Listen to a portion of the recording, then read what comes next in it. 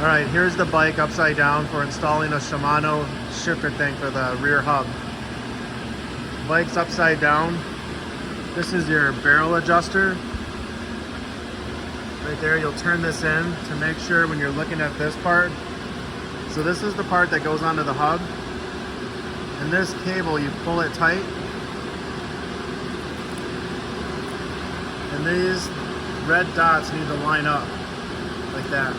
So it'll be loose like this. So when you pull this tight, you need to make sure that it's sitting in that route right there. See where that cable sits in that little plastic groove?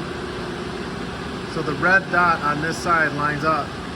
And if you look, there's a red dot on the hub on both sides. Now the wheel's upside down. It's just a 1/4 inch extension going through the spokes, holding the wheel up. This is the easiest way to do it. You can do it one-handed. So it's sitting up, you line up these 2 red dots. So the red dots go through, and my finger is holding on this lever. This lever has got to be held down. Like that piece right there has got to be touching. When you push it on, just like so. See, I'm doing it one-handed. It drops on.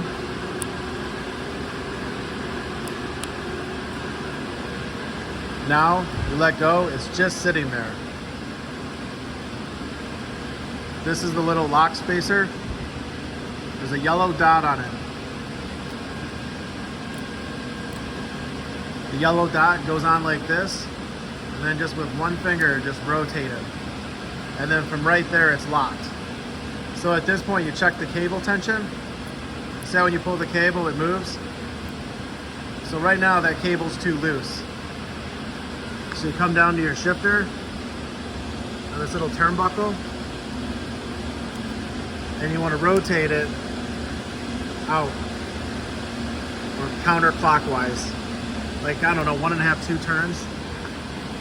And you just want the cable to be taut. So see how, like, when you barely touch it, it comes off of that stop. That stop right there is an alignment point. This point right here where the yellow dot lines up, that's full shift. It's all the range you got to do. And then that's it. And then if you had like a sprocket on the bike, you could check the shifter like this. And that's your full adjustment. So 1, 2, 3, 4. 1, 2, 3,